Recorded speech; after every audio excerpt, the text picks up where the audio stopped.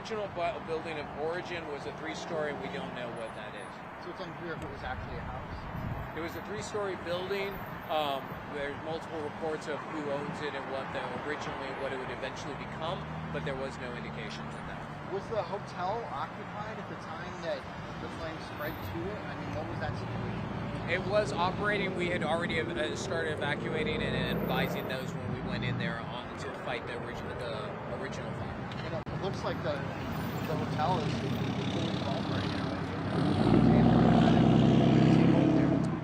Right now we are fighting fires in a defensive capacity when I shut off my radio to start the interview, and that was up on the roof area between the third floor and the roof. So that's where the location of that body of fire was on the upper things. I would not call it fully involved right now. And you said that, I know y'all tweeted out that there was a collapse somewhere. Was that from the hotel or was that from that other building? No, that was from the original building where that was a partial collapse when they first arrived on scene.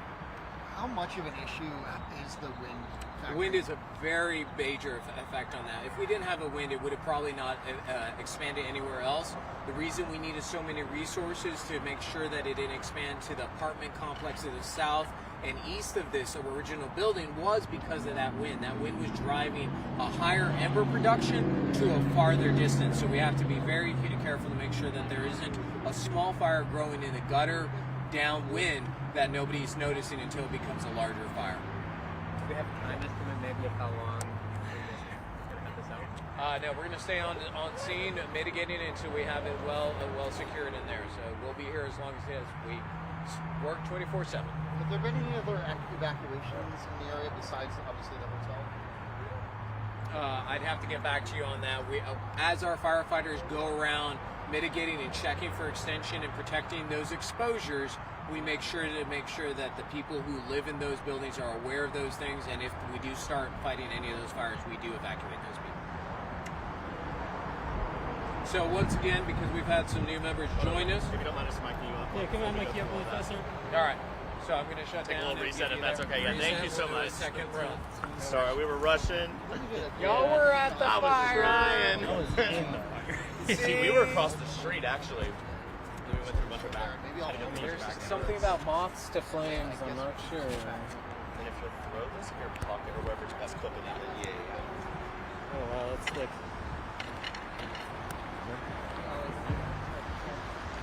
Normally I have my radio harness. I'm at the Chevron. Yeah. So run down there. It's down the street. Have you heard of anything changed since we started? No. All right. So go north. Are you okay if I run back? Hey, after I finish this, I'm going to head back up. If we have any big event, I don't want to have one media things get rewarded for being late. If we need to be doing an additional brief, I'll post it back on the AFD info Twitter, and we can grab information from there. Perfect. Yes. Thank y'all so much. Mic check. 1, 2, 3, 4, 5, 6. Checking 1, 2, 3, 4, 5, 6. Hold on, I wasn't there for that mic check. Hey, that's good. That's good. I'm checking. He's putting on his headphones. And I'm gonna sit in the middle. Okay. All right, you're my focal point then. One more time with the mic check. Checking 1, 2, 3, 4. Audio check. I've got nothing white on me for a white test, so y'all are on your own for that. Okay. And tell me when y'all put the board. Good to go. Good. Just before we really kick off, Right now. even though we have it name and spelling. Yep. Andre De La Reza, ANDRE DELAREZA, Austin Fire Department Assistant Chief. And Assistant Chief Del Reza, I'm going to let you just kind of run through some of those facts first before we get into it. We'll just run through this sort of. Okay, sure. Thank you all for joining us this afternoon. At 2:11 p.m., we started having callers for stating that there was a house burning on the 2900 block of IH-35 South. We got multiple callers reporting flames coming out of the windows. Our first units arrived on scene within 4 minutes and found a 3-story building that had active fire on the upper floors. The building was boarded up and had been under renovation, but not currently had been work being done on it. They called defensive because it was boarded up and because of the volume of fire in there. As they started working defensive operations, which is exterior hose lines that they try to knock down the body of fire so they can safely go into the fire to finish it out. They had a partial collapse on the second floor and third floor. They continued to fight the fire and they called for a second alarm. This is due to the high winds that we're experiencing in the Austin area today. This building the original building had exposures, other buildings that were in danger because of the ember production. The winds out of the northwest were pushing it towards that. We have apartment complexes that are located to the south and east of that original building, a building that was on fire. They called for that second alarm at 2:19 to have resource there. That's where we started putting fire trucks on those other exposures to check and make sure. What we were seeing is lots of embers going in there, starting to smolder in the gutters of some of the apartment complexes, getting into the soffit vents, into the exterior, into the interiors of the different buildings. At 2:30 p.m., because of the amount of activity and the size of that geographic area where it was expanding, we called for a third alarm. Additionally, we called a fourth alarm at 2:57 p.m. because the units that were inside the Casulo Hotel, which was located at 3017 South I-35, actually found active fire in that void space between the third floor going into the roof. We knew that was going to be taking a lot more resources, a lot more firefighters to get in there and try to address that. We fought that offensively with a terror attack until it became unsafe and we pulled them outside. We are currently in defensive operations. If you look over my shoulder, I'm sure you have some video of the sticks that are up, the aerial devices that are shooting water onto the roof. Once we have that body of fire on the roof mitigated, we'll assess the structural integrity and then reinsert firefighters in there. As of this time, we have no reports of any injuries or patients. We have 36 units on scene helping to mitigate this event. That's over 130 firefighters made up of Austin Fire Department and ESD 11. We also have our partners, Austin Police Department, Austin Travis County EMS, Texas Gas, and Austin Energy, all on scene helping to mitigate this so that we can address our number one life safety priority, and then incident stabilization and property conservation. Origin, we talked about the three-story building, people describing it as a home. You mentioned, so that's where it started. You look at the embers of the wind today, and then obviously the Casulo Hotel being affected. That three-story building is what collapsed, I assume.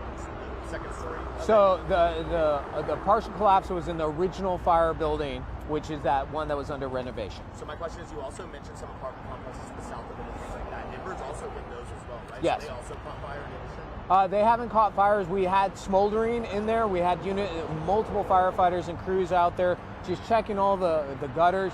As a reminder, please, everyone who's watching this, great reminder to clean out your gutters. If you have a fire, even if it's up to 3/4 of a mile away, those embers can travel that distance and they start small fires, which can grow into big fires if they aren't caught. And you mentioned the gutters, though. So we talk about the embers. Obviously, we know that that's what's happening right now in terms of the spread. But of course, an investigation has to happen. But is that what caused you? Any cause right now as to how? No, we have our arson investigation on scene. They're always come to any of these major multiple alarm incidents. We'll be doing a full investigation and releasing final damages and cause that can be determined after that. But that's going to be after we actually mitigate the emergency. Right now, we want to make sure that all fire is out and that it's not continuing to grow or spread. And that's my last question, is defensive mode. It sounds like what it is, but you see flames still going. For viewers watching, describe what y'all's response is right now when you talk about it. Sure. An offensive fire is when we're actually able to enter into the structure and start doing interior fire operations. The defensive is when we cannot or won't go in because of high danger, potential structural collapse, or because of a multitude of different factors. We are in defensive right now on the Casulo Hotel because of the large volume of fire and the wind-driven event of that. Once we can knock down the body of fire, assess that the building is still safe to enter in firefighters, then we'll put them in there to make sure the fire is completely extinguished. I have to ask you, I was just in that area. Oh, no, I'm sorry. Yeah, go ahead. I'm just keeping the same focus. Yeah. Yeah. I had to ask you, I was just in that area over there right in front. We were evacuated because they say another collapse is coming. Could you tell me the likelihood of that, and if it were to happen, the damages and the threat that we could see to people in this area? Right. It's we're always especially cautious for structural collapse. That's a very dangerous thing that can happen on any fire or any incident whatsoever.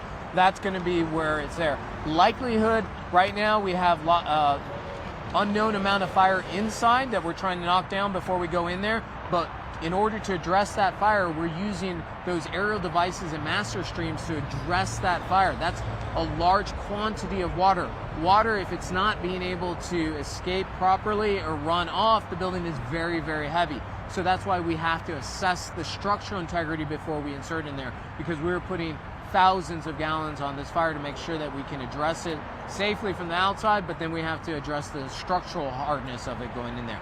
So I wouldn't hazard a percentage likelihood of collapse, but what we do is make sure everyone's out of those collapse zones so that if there is one, nobody's in that danger zone. Understood. And right now, obviously, we see reignition. How long do you anticipate this to go on for until we see it be completely taken out? We're going to stay on scene until it's completely safe. There is no estimate right now. Once we have the body of fire knocked off and it's safe, we'll go and we'll insert back into offensive operations to make sure it's completely extinguished and there isn't any extension. With the body of fire right now being on that third floor going into the roof, we've got to make sure that it hasn't crept into void space. It's going down to the second floor or anywhere else. So I would recommend to your viewers and your callers to avoid the area. We're going to be on scene for a while. My true last question. We'll let you go. That complex right next to the Casula Hotel, right to the right of it. To the south of it? Possibly. Yeah, if I'm looking right at the Casula, it was like literally right here. Okay, yeah. The south, yeah. They're evacuated, right? We're talking about that.